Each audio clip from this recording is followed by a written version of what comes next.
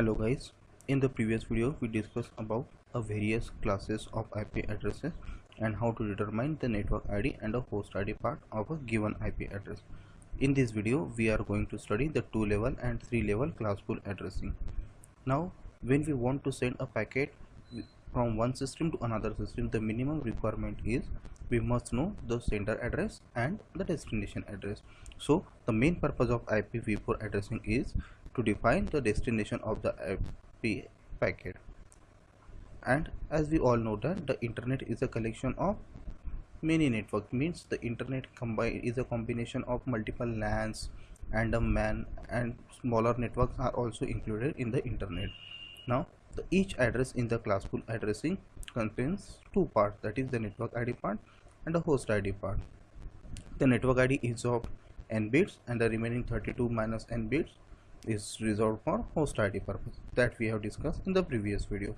Now based on the n, the IP address belongs to the class A, where the value of n, that is the network bit, is equals to 8, the class B where the value of network bit is equals to 16, and a class C where the network bit is equals to 24. Now whenever an organization is required an IP address, a block of IP addresses is assigned to an organization. A block consists of the range of IP addresses. When a block is assigned to an organization, we likely to know the three pieces of information about the particular block, that is how many number of addresses that are present in the particular block, the first address of the block, and the last address of the block. Before going to study the information related with the block, we must need to find out the class of the particular IP addresses. Now in order to calculate the information about the block, first we must know the value of n, and in order to calculate the value of n, we must know the class of the IP address. So these are the steps which are used to calculate the information about a block. That is, number 1, number of addresses. The number of addresses present in a block is calculated by capital N is equals to 2 to the power 32 minus small n. Here the small n indicates the number of network bits, that is n is equals to 8 for class A, n is equals to 16 for class B, and n is equals to 24 for class C network. Now first address is calculated as keep the n leftmost bit and set 32 minus n rightmost bits all to 0. It means that you have to keep the number of network bit as it is and all the host bit are set to 0. Similarly, in order to calculate the last address, you have to keep the network bit as it is and all the host bit are set to 1, that is set 32 minus n rightmost bit all to 1. So the IP address is a combination of network ID and host ID part. In order to calculate the first address, the network ID remains the same and the host ID part we set all to 0. Similarly, in order to calculate the last address, we kept network ID as it is and we set all the host ID part to 1. So the number of addresses in the given range is given by capital N is equals to 2 to the power 32 minus n. Remember guys, in order to calculate the first address and the last address, the network ID bits remains the same. What is going to change is the host ID part. In the first address, the host ID bits are set to 0, and in the last address, the host ID bit are set to 1. So consider the problem. An address in a block is given as 73.22.7.25. Find the number of addresses in the block, the first address and the last address. In this problem, any of the particular address in a block is given, that is the 73.22.7.25, and we have to calculate the block information, that is the first address, last address and the number of addresses given in the block. As we have discussed in the previous slide, in order to calculate the number of addresses, we must know the class in which that given IP address belongs. So in order to calculate the class of the IP addresses, we know that here the value is 73. The 73 falls under the category of 0 to 127, which is for class A, that is the given IP address 73.22.7.25 belongs to class A. Now in the total number of addresses is given by capital N is equals to 2 to the power 32 minus small n. Here the small n is equals to the number of network bit. As the IP address belongs to a class A, in class A the network bit is of 8 bit and a host bit is of 24 bit. So 2 to the power 32 minus 8, that is 2 to the power 24, which is approximately equals to 16 million. So the number of addresses of a block is equals to approx 16 million addresses. Now in order to calculate the first address, we know that in order to calculate first address, network ID remains the same and all the host ID bit we have to set to 0. In this case, as the IP address belongs to class A, the network ID is of 8 bit and remaining 24 bit is for host ID purpose. So the 8 bit network ID as it is and remaining 24 bit we kept at 0. Similarly, in order to calculate the last address, the network ID remains the same and all the remaining 24 bits of the host are set to 1. So after setting the particular value of all the bits to 1, the value what we get is 73.255.255.255. That is, for a given IP address, the starting address is 73.0.0.0, the last address is 73.255.255.255, and a total number of addresses present in this range is approximately equals to 16 million addresses. So next problem, here the address in the block is given as 180.8.17.9 and we have to calculate the same information about a particular block.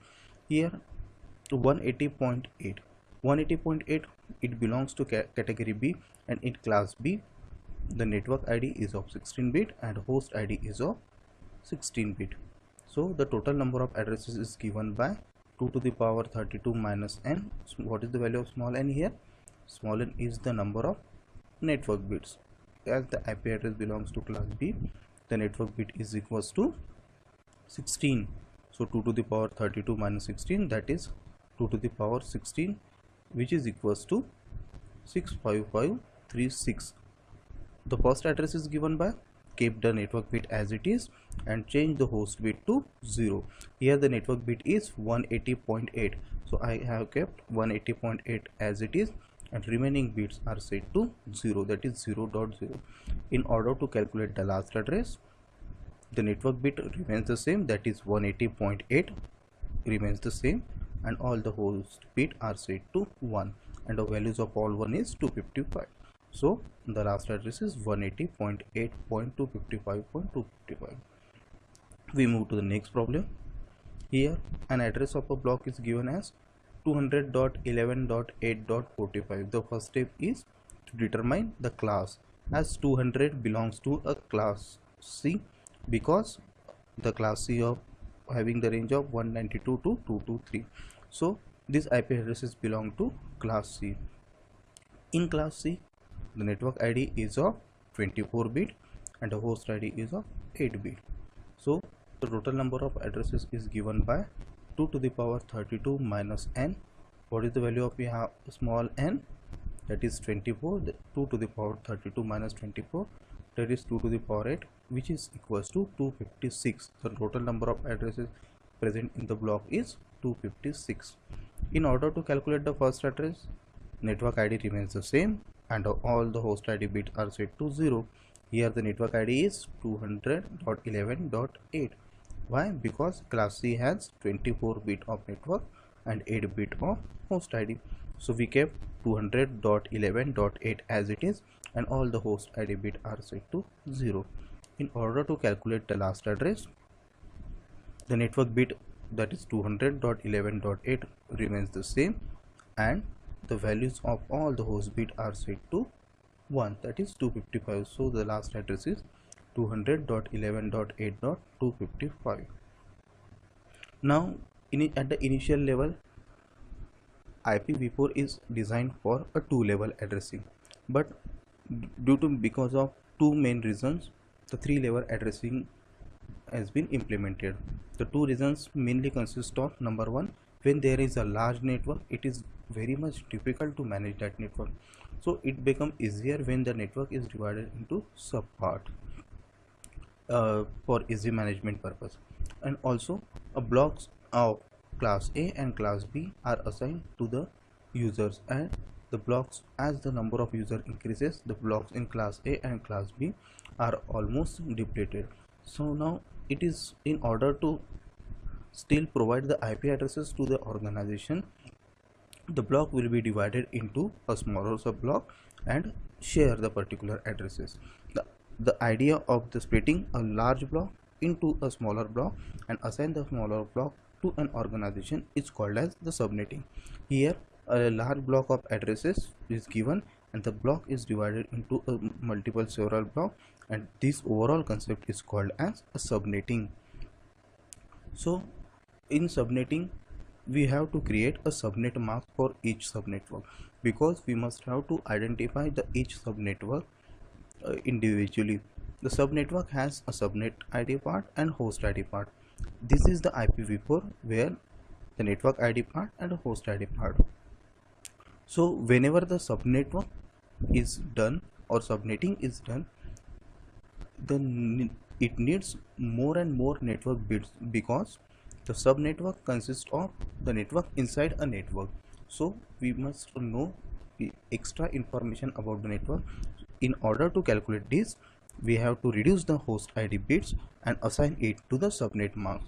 So from the figure you can easily see that here the host ID bit are assigned to us in order to calculate the subnet mark. So these are the n subnet bits and remaining 32 minus n the host ID bit. Thus, as shown in the figure, the subnetting increases the length of network ID, at the same time it decreases the length of host ID part.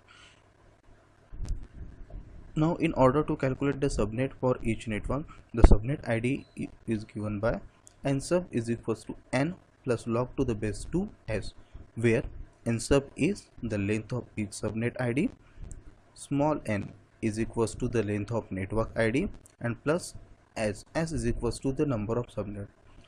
Remember guys, whenever we want to divide a network into a smaller network, it must be divided in the power of 2, that is 1, 2, 4, 6. That's why I have mentioned here s is equals to the number of subnet, but it must be in the power of 2.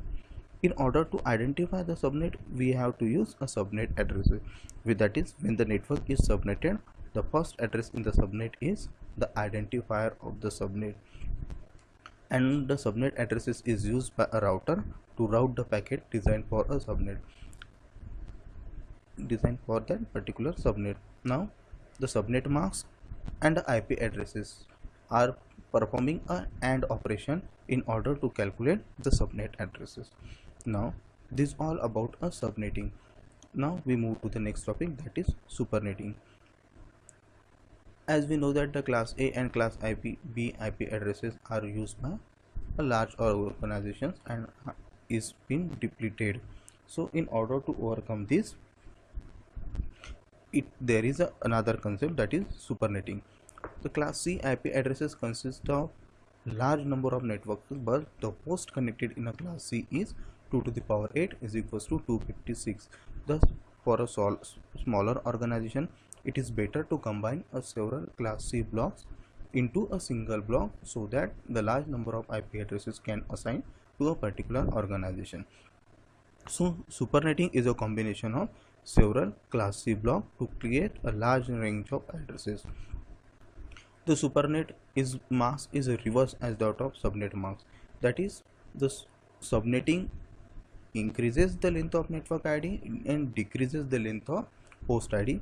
On the opposite, the supernetting decreases the length of network ID and thus it increases the length of host ID. So the